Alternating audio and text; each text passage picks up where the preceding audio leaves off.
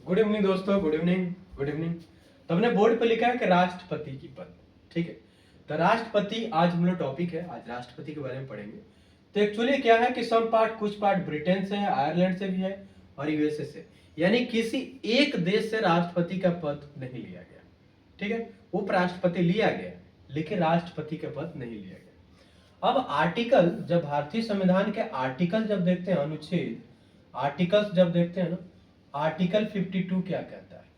Article 52 कहता है कि भारत के एक राष्ट्रपति होगा। आर्टिकल 52 कहता है कि भारत के राष्ट्रपति होगा, यानी भारत के राष्ट्रपति की बात करता है, राष्ट्रपति की बात करता है। ठीक है, राष्ट्रपति की बात करता है। आर्टिकल 52 बताता है कि भारत के राष्ट्रपति होगा। Got it? और आर्टिकल 53 क्या बताता है? आर्टिकल 53 ये बताता है कि राष्ट्रपति होगा लेकिन वो क्या होगा? कार्यपालिका का सदस्य होगा। ठीक है, वो क्या बताता है कि कार्यपालिका यानी संघ की कार्यपालिका होगा, यानी संघ की कार्यपालिका। सिंपल है, यानी ये क्या होगा? संघ की कार्यपालिका होगा। ठीक है, कार्य संघ की क्या होगा? कार्यपालिका होगा। ठीक है, संघ की क्या होगा? कार्यपालिका होगा। Got it? यानी हम बोल सकते हैं कि संघ की कार्यपालिका यानी कार्यपालक की, पालिका लिखो या कार्यपालक लिखो, कार्यपालक की शक्ति होगा। ठीक है, की शक्ति होगा। ठीक है, शक्ति होगा। आपको पता है कि संघ के कार्यपालिका यानी एग्जीक्यूटिव, मैंने कल लास्ट क्लास में बताया था, जुडिशियरी, लेजिस्लेटिव, एग्जीक्यूटिव। जुडिशियरी यानी विधायिका का काम होता है कानून को बनाना, कार्यपालिका का काम होता है कानून को पालन करना, और न्यायपालिका का काम होता है उस कानून की देख रेख करना कि उस कानून से किसी पर्सन के फंडामेंटल राइट का नुकसान तो नहीं हो रहा। अगर फंडामेंटल राइट का नुकसान हो रहा है तो न्यायपालिका के पास इतनी शक्ति है कि उस कानून को जीरो कर देगा। Got it? समझ गए? तो आर्टिकल 53 क्या बताता है कि संघ की कार्यपालक की शक्ति होगा, यानी संघ की क्या होगा? वो कार्यपालक की शक्ति होगा। ठीक है, आर्टिकल 53 के बाद आर्टिकल 54 क्या बताता है? आर्टिकल 54 क्या बताता है? अगर देखा जाए आर्टिकल 54 क्या बताता है, तो आर्टिकल 54 बताता है कि भाई जो राष्ट्रपति होगा, सिंपल बात है, जब राष्ट्रपति होगा तो उसका चुनाव भी तो होगा। तो सिंपल है, तो ये बताता है कि राष्ट्रपति की चुनाव, राष्ट्रपति की चुनाव यानी इलेक्शन ऑफ प्रेसिडेंट, राष्ट्रपति की चुनाव, चुनाव से रिलेटेड जब भी बात आएगा तो आर्टिकल 54 आता है। 52 में क्या बताया? राष्ट्र का एक राष्ट्रपति होगा, देश का एक राष्ट्रपति होगा। 53 में क्या बताया? वो राष्ट्रपति जो होगा ना, एक्सिक्यूटिव के पावर उसके पास होगा, यानी कार्यपालक की शक्ति उसके पास होगा। ठीक है, जैसे वाइस प्रेसिडेंट की जो शक्ति होता है, प्राइम मिनिस्टर की शक्ति होता है, मंत्रिपरिषद की शक्ति होता है, ठीक है, कैग की शक्ति होता है, उस प्रकार के क्या होगा? राष्ट्रपति की भी शक्ति होगा। Got it? 54 क्या बताता है कि राष्ट्रपति का चुनाव होगा, किस प्रोसेस से होगा, क्या होगा, मैं आगे बताऊं। ठीक है, यहां समझ गए? अब आता है कि 54 के बाद आर्टिकल 55 क्या बताता है? अब जब पहली बात की, जब राष्ट्रपति के चुनाव हो गया, ठीक है, तो राष्ट्रपति के चुनाव किस तरीके से होगा? तो चुनाव की प्रक्रिया, यानी चुनाव की प्रक्रिया, चुनाव की प्रक्रिया, समझ गए? ये कौन सा आर्टिकल बताता है? आर्टिकल 54 बताता है। Got it? आर्टिकल 54 क्या बताता है? राष्ट्रपति का चुनाव होगा। ओके, आर्टिकल 55 बताता है कि राष्ट्रपति के चुनाव की प्रक्रिया क्या होगा, राष्ट्रपति के चुनाव की प्रक्रिया क्या होगी। Got it? अब आता है कि आर्टिकल 55 के बाद 56 होगा। ठीक है, आर्टिकल 55 के बाद क्या होगा? आर्टिकल 56। आर्टिकल 56 क्या बताता है? कि कार्यकाल बताता है, कार्यकाल, कार्यकाल। ठीक है, यानी राष्ट्रपति का कार्यकाल कितने दिन का होगा? 5 साल के होगा, 5 साल से कम होगा, 6 साल का होगा, क्या होगा? आर्टिकल 56 बताता है। Got it? आर्टिकल 52 राष्ट्रपति होगा, किसी भी राष्ट्र में, अपने राष्ट्र में एक राष्ट्रपति होगा।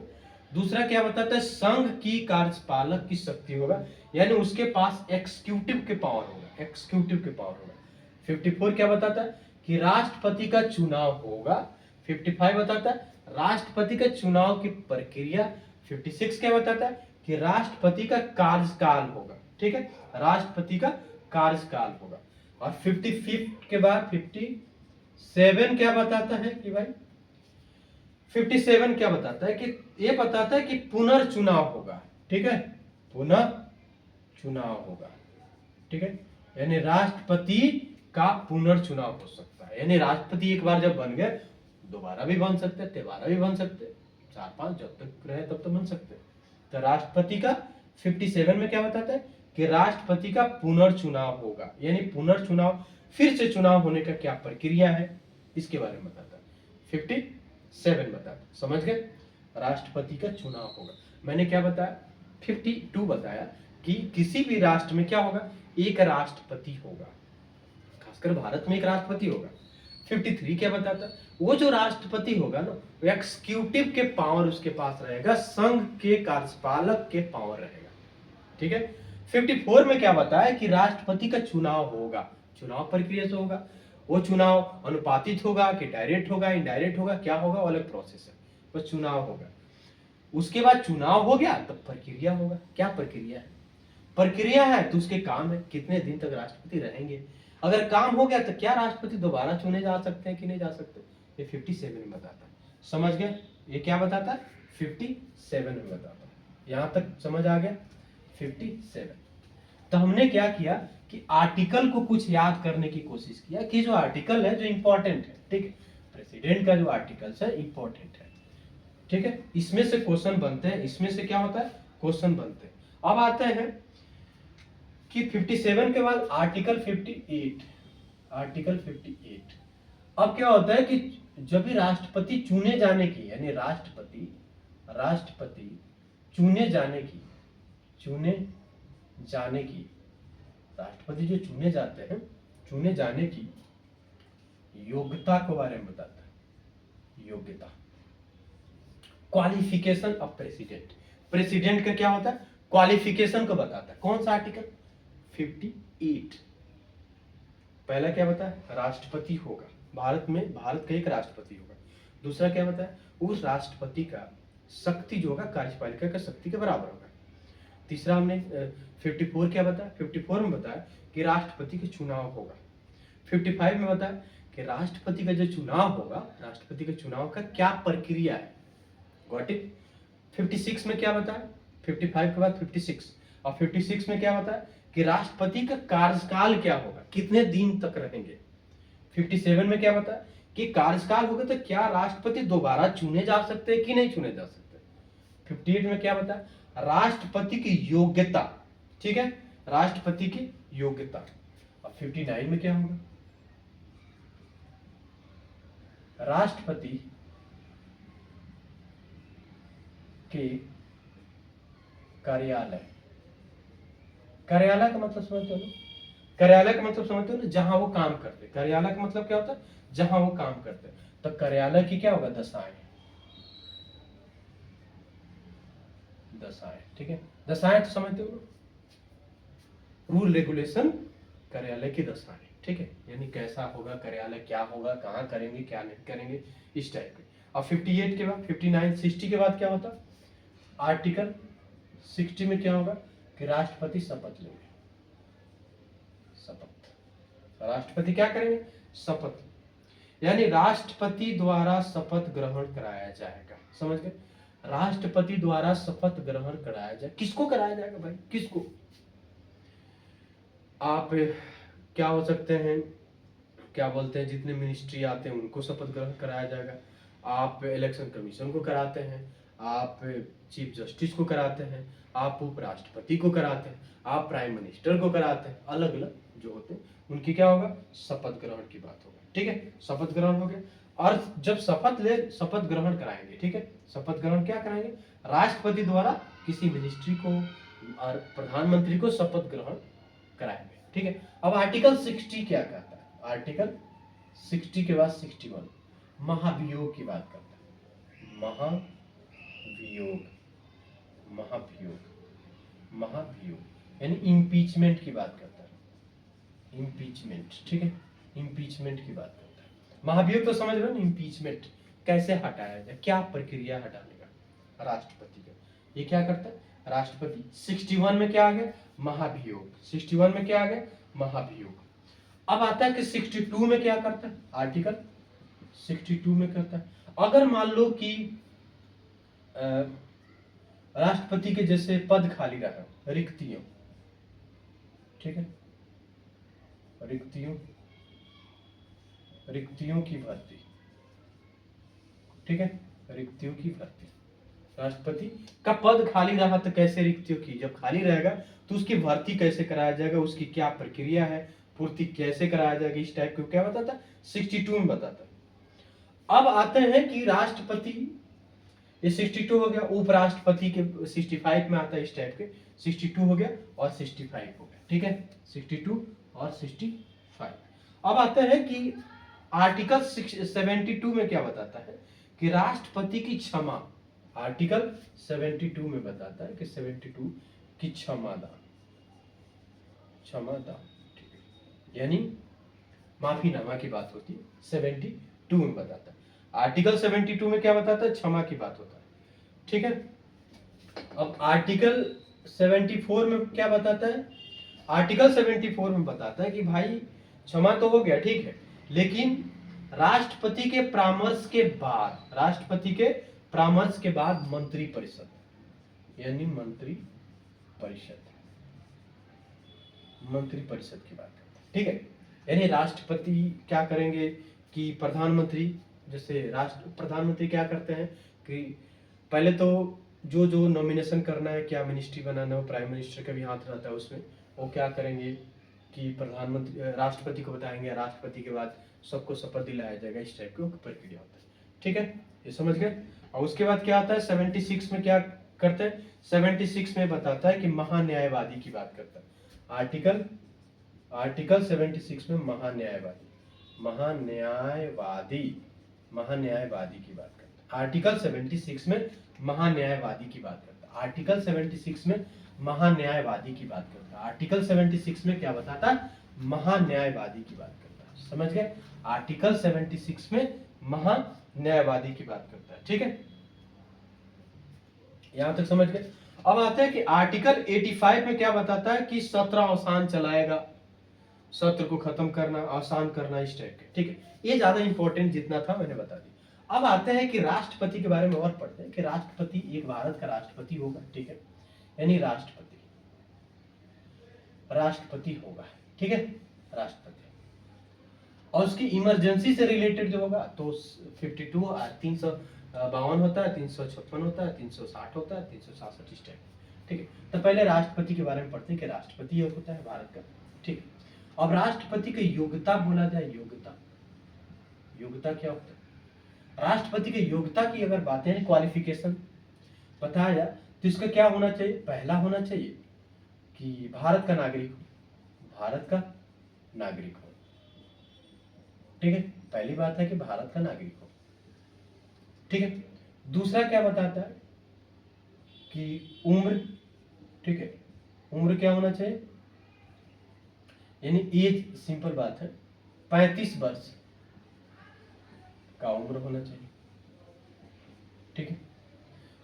तीसरा क्या बताता है, 35 वर्ष का एज होना चाहिए।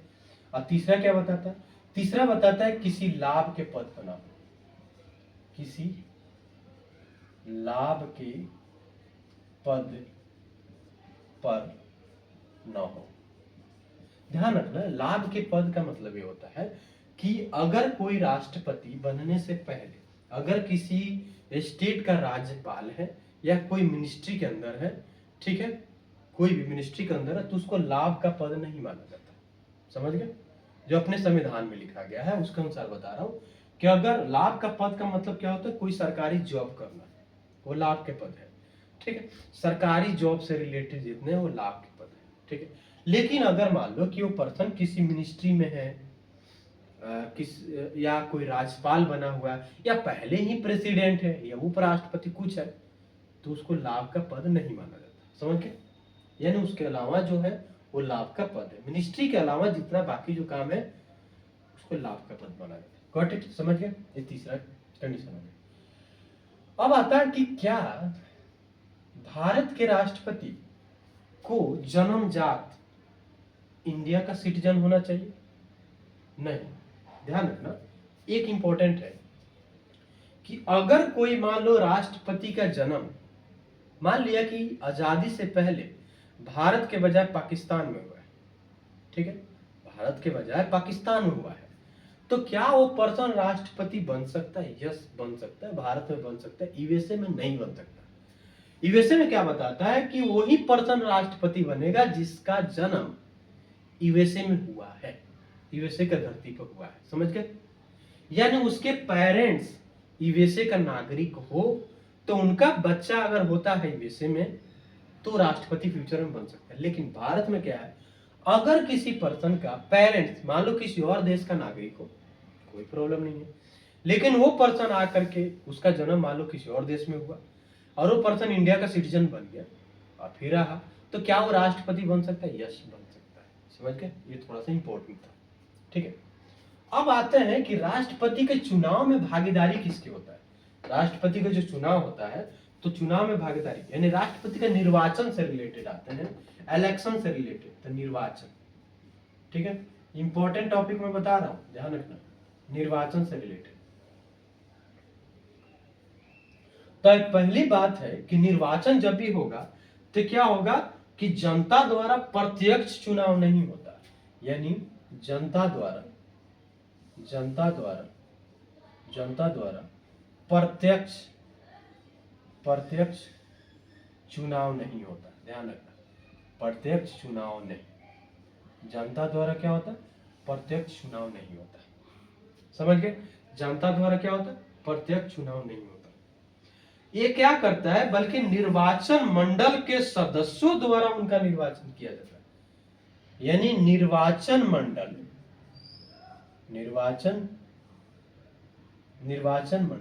या निर्वाचन मंडल के सदस्यों द्वारा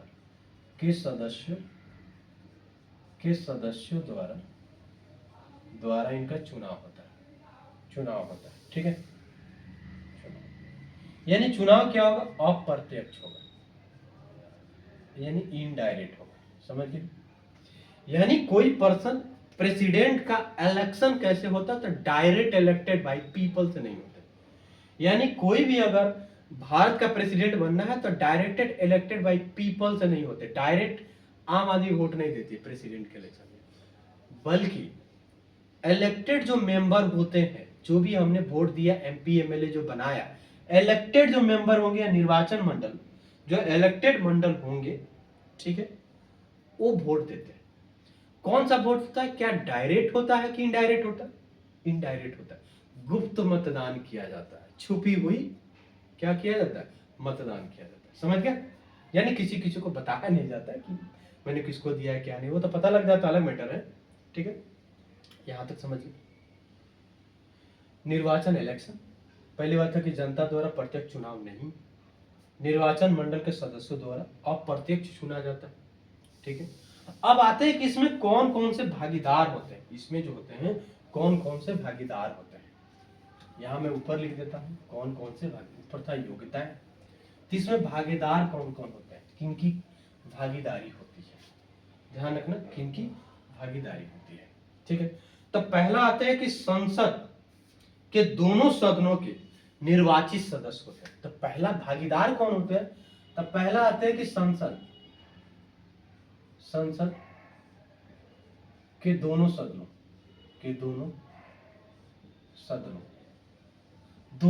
का मतलब समझते हैं ना, लोकसभा प्लस राज्यसभा, निर्वाचित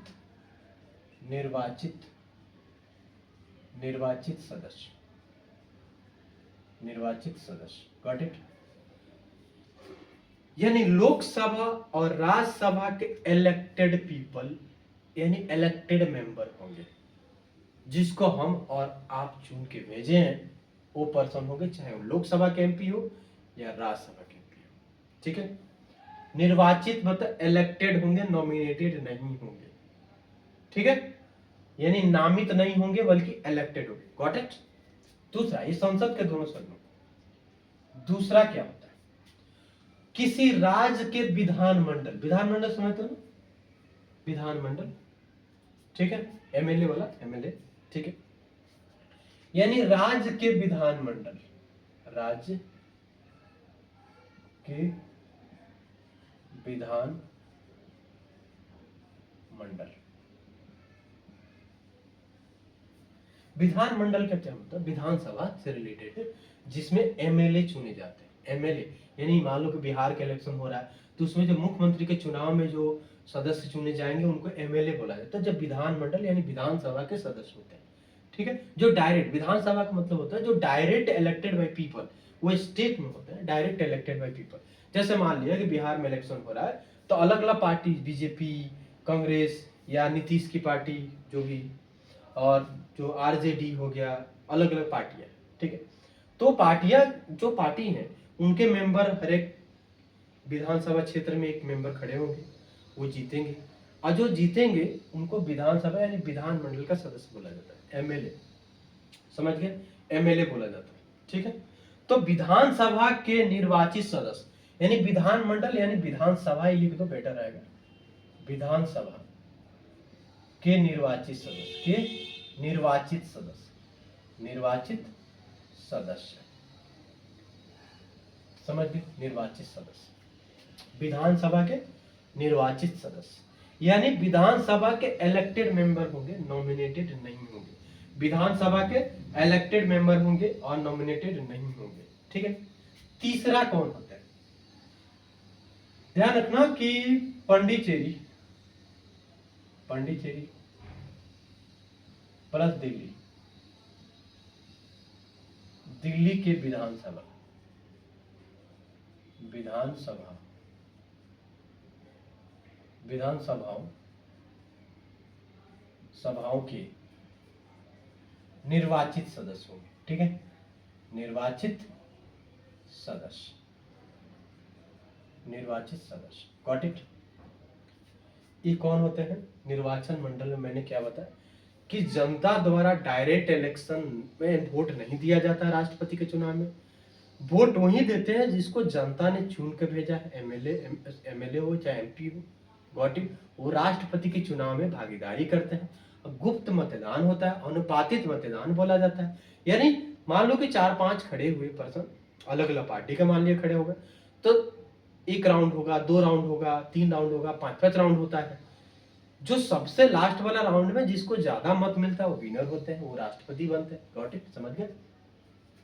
अब इसमें आते हैं कि राष्ट्रपति के चुनाव में कौन कौन भागीदार होते हैं। तो पहला, लोकसभा और राज्यसभा के elected member not nominated member, Vidhan Sabha के elected member not nominated member, और क्या होते हैं, दिल्ली और पुडुचेरी के जो विधानसभा है, दिल्ली और पुडुचेरी में ही है, जो केंद्र शासित प्रदेश है, ठीक है, यूनियन टेरिटरी है, तो वहां के जो विधानसभा है उसके इलेक्टेड मेंबर, ठीक है, विधान परिषद के मेंबर नहीं होते, याद रखिए, विधान परिषद के क्या होते हैं, मेंबर नहीं होते, समझ के यहाँ तक। ये थे कौन कौन से पर्सन राष्ट्रपति के चुनाव में भागीदार होते हैं, कौन वोट देते हैं। ध्यान रखना, ये भी ध्यान रखना कि इसमें वो पर्सन भाग नहीं लेंगे। मान लिया कि किसी स्टेट में इलेक्शन होने वाला है और इलेक्शन के टाइम में विधानसभा भंग हो जाता है, बहुत पता है, क्योंकि किसी का सरकार नहीं बनता है उस टाइम, बाकी जो कार्यभार है वो कौन संभालते हैं, राज्यपाल संभालते हैं, ठीक है, राज्यपाल संभालते हैं जब तक इलेक्शन हो रहा है, ठीक है। तो जब इलेक्शन हो रहा है तो उसके जो मेंबर है, जो इलेक्शन हुआ नहीं हो, डेट घोषित कर दिया गया कि भाई इस डेट से होगा, तो इसका मतलब ये हुआ कि जो पर्सन पहले जीते थे, एमएलए थे, समझ रहे हैं ना, वो अब एमएलए नहीं रहे, तो वो लोग इसमें भाग नहीं ले सकते, समझ गए, ठीक। अब आते हैं कि अनुपातिक प्रक्रिया से होता है इसमें, अनुपातिक प्रक्रिया से इसमें क्या होता है, राष्ट्रपति के चुनाव में भागी, यानी राष्ट्रपति के चुनाव में विजयी घोषित किए जाते हैं अनुपातिक प्रक्रिया से, गॉट इट। अब आते हैं कि राष्ट्रपति के चुनाव हो गया, अब उनको हटाने की प्रक्रिया, निहरता है बोलते हैं, यानी हटाने की प्रक्रिया, कैसे हटाया जाता है।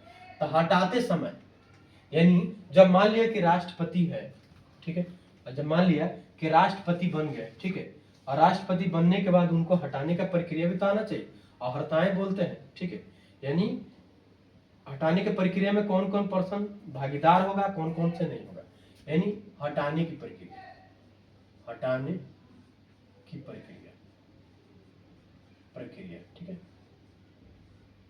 ठीक है, और किसको, राष्ट्रपति, राष्ट्रपति को हटाने की प्रक्रिया। तो पहला, चाहे संसद के दोनों सदन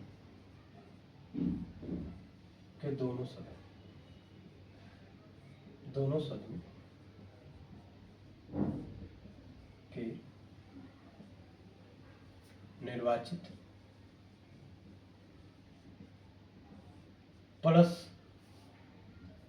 नॉमिनेटेड, निर्वाचित हो या नॉमिनेटेड हो, निर्वाचित प्लस नॉमिनेटेड, ठीक है, निर्वाचित मतलब इलेक्टेड हो, और प्लस नॉमिनेटेड, दोनों भाग ले सकते हैं। दूसरा, विधानसभा, ठीक है, विधानसभा सेम इलेक्टेड हो चाहे भी हो। तीसरा, Delhi and Puducherry, nominated plus elected, member भाग नहीं लेते, समझ गया, नॉमिनेटेड प्लस इलेक्टेड, इसमें पुडुचेरी और दिल्ली के जो एमएलए हैं वो हटाने की प्रक्रिया में भाग नहीं लेते, बल्कि इलेक्टेड जो मेंबर होते हैं वो इलेक्शन यानी राष्ट्रपति के चुनाव में भागीदार होते हैं, लेकिन राष्ट्रपति को हटाने में वो नहीं होते, समझ गए, याद रखना, गॉट इट। अब आते हैं कि राष्ट्रपति तो चलो हो गया कि राष्ट्रपति, अब आते हैं कि क्या राष्ट्रपति कितने साल के लिए रहेंगे, क्या प्रक्रिया है। पहली बात है कितने साल के रहते हैं, तो ध्यान रखना कि राष्ट्रपति 5 साल के लिए मेनली होता है जब तक इम्पीचमेंट ना हो जाए। अब आते हैं कि राष्ट्रपति के चुनाव के लिए क्या लड़ना, अगर चुनाव मान लो कि राष्ट्रपति कोई चुनाव में भागीदार होना चाहते हैं, तो राष्ट्रपति इलेक्टेड होना चाहते हैं तो कितने एमपी का सपोर्ट होना चाहिए, ठीक है, कोई भी मान लो कि कोई भी ऐसे नहीं खड़ा हो सकता है, कितने एमपी का सपोर्ट होना चाहिए, तो सपोर्ट कितना होना चाहिए भाई, सपोर्ट, तो सपोर्ट होना चाहिए मिनिमम 50 एमपी का, ठीक है, रिटेन। पहली बात है 50 एमपी का रिटेन होना चाहिए, 50 एमपी का सपोर्ट होना चाहिए फर्स्ट, 50 एमपी का क्या होना चाहिए फर्स्ट, आपको रिटेन प्रस्ताव मतलब किसी भी प्रस्ताव होना चाहिए, और दूसरा 50 एमपी का बाहरी सपोर्ट होना चाहिए, यानी 50 एमपी का क्या होना चाहिए प्रस्ताव, अब प्लस 50 एमपी का क्या होना चाहिए, यानी बाहरी सपोर्ट होना चाहिए। बाहरी सपोर्ट का मतलब होता है अनुमोदक होना चाहिए, बाहरी सपोर्ट मतलब अनुमोदक, उसके हिंदी में बोलते हैं अनुमोदक, ठीक, समझ गया। 50 एमपी का पहली बात है कि 50 एमपी का रिटेन और बाहरी भी होना चाहिए, 100 हो गए टोटल, इतना होना चाहिए राष्ट्रपति के चुनाव में 100 मेंबर एमपी का। अब आते हैं कि मान लो कि एमपी का जो सपोर्ट हो गया, तो राष्ट्रपति के चुनाव में पैसा कितना लगता है, तो लड़ने के लिए तो 15,000 रुपया लगता है, ठीक है, 15,000 रुपया, 15,000 रुपया चाहिए। अब आप निर्वाचन क्या होता है, आप नॉमिनेशन कर सकते हैं, 15,000 रुपया दो और नॉमिनेशन कर, ठीक है। पहले या 1977 आई थिंक 1997 से पहले 2500 था, यानी बिफोर आफ्टर 1997, ठीक है, ठीक है। और ये क्या था कि पहले क्या था, पहले क्या था 2500 रुपया ही था, ध्यान रखना 2500 रुपया था, अब 15,000 कर दिया गया। एक्चुअली क्या होता था कि पहले के टाइम में क्या होता था कि जैसे कोई भी राष्ट्रपति के चुनाव में पार्टिसिपेट कर लेता था। अब क्या है कि मान लो कि जीते या ना जीते अलग मैटर है, अब राष्ट्रपति के चुनाव में भागीदार हो गए तो वो अपने आने वाले जनरेशन को बताया था मैं राष्ट्रपति के चुनाव में लड़ा था। अब हार गया अलग मैटर है, राष्ट्रपति के चुनाव में लड़ा था, मैं तो राष्ट्रपति के चुनाव में 2 बार लड़ा, 3 बार, इस टाइप के। इसलिए 1997 में बदलाव कर दिया गया, ठीक है। और ये भी बताया गया कि अगर पूरे सीट का 1/6 अगर 1/6 वोट नहीं लेते हो तो आपका जो पैसा दिए हो ना नॉमिनेशन में, वो भी खत्म हो जाएगा। यानी 1/6 मेंबर का सपोर्ट होना चाहिए। अगर उससे आपको कम आ रहा है तो आपके पैसा क्या गिरवी रख लिया जाएगा, ठीक है, यानी रख लिया जाएगा। सिंपल मेरा कहने का मतलब है कि उस पैसा को रख लिया जाएगा, ठीक है। क्लियर, यहां तक समझ गए। तो राष्ट्रपति के बारे में हमने पढ़ा कि राष्ट्रपति का इलेक्शन में उनको हटाने की प्रक्रिया। आगे हम पढ़ेंगे राष्ट्रपति की शपथ और राष्ट्रपति को क्या क्या शक्तियां हैं उसके बारे में पढ़ेंगे। 2 क्लास में कंप्लीट कर लेंगे राष्ट्रपति, छोटे छोटे करके, ठीक है। आपको समझ में आ रहा है तो लाइक करो यार, सब्सक्राइब करो, क्योंकि अच्छा इंपॉर्टेंट टॉपिक है। धीरे धीरे हो जाएगा, आप लोग धीरे धीरे पढ़ोगे, याद हो जाएगा, ठीक है। यानी मेरा टारगेट यही रहता है कि ये क्लास में आओ, आधा घंटा 20 मिनट 25 मिनट जितना भी है आपकी क्लास आ रही, उस क्लास में ज़्यादा टाइम बढ़ जाता है। जिस क्लास में लगता है कि इंपॉर्टेंट टॉपिक ज़्यादा है तो उस क्लास में टाइम अपने आप बढ़ जाता है, ठीक है। लेकिन मान लो कि जिसमें लगता है कि छोटा टॉपिक है, ज़्यादा क्वेश्चन पूछते नहीं है, थोड़ा थोड़ा करके ओवरव्यू कर लेते हैं, ठीक है। लेकिन मेंस के लिए जो इम्पोर्टेंट है वो मैं, क्योंकि आप देखो कि अभी प्रेसिडेंट से रिलेटेड, वाइस प्रेसिडेंट, क्या होता है कि यूपीएससी और बीपीएससी में क्या करते हैं, यूपीएससी में खास करके वाइस प्रेसिडेंट यानी बीसी का न्यूज चल रहा है, वाइस प्रेसिडेंट का इलेक्शन, इसकी मेंबर ये मेंबर चल रहा है, यूपीएससी कहाँ फोकस कर लेगा, प्रेसिडेंट पे। सभी बच्चे क्या पढ़ेंगे, vice president who is president, prime minister, confusion हो गया क्योंकि रिवीजन ज्यादा नहीं किए तो भूल गए। इसलिए मैं पूरे टॉपिक को कराऊंगा, ध्यान रखना, छोटे छोटे करके। अगर आप लोग को समझ में आता है तो लाइक करो, सब्सक्राइब करो। थैंक यू, धन्यवाद, बहुत बहुत धन्यवाद।